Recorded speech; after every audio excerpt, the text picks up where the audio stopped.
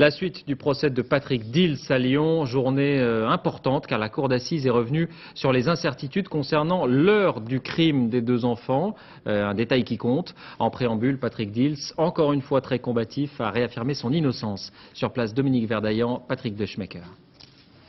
Mieux que personne, ses parents le savent. Patrick Dils n'a pas le droit à l'erreur. Je pense que ses avocats ont dû le préparer, ça devrait bien se passer. Micro en main, s'adressant au juré, il revient sur ses aveux. J'avais 16 ans, j'étais terrorisé, pour moi ce n'était qu'un scénario, j'ai raconté ce qui m'a été suggéré. Des aveux répétés plusieurs fois devant les policiers et le juge. Pourquoi ne pas être revenu en arrière plus tôt, s'interroge perfidement la présidente. J'étais rentré dans un mécanisme impossible à gérer, répond l'accusé.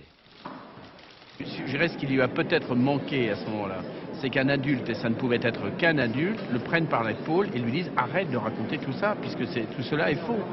L'avocat général s'inquiète lui des multiples détails donnés par l'accusé. Vous en dites beaucoup, vous aviez bonne mémoire, renchérit la présidente. Pour les parties civiles, le procès de Lyon est une répétition de celui de Reims. On comprend mieux maintenant, au niveau de l'opinion publique, j'imagine, mieux des personnes qui assistent dans ce procès public, que Patrick Dils ait pu être condamné par la cour d'assises de Reims après la révision de son procès.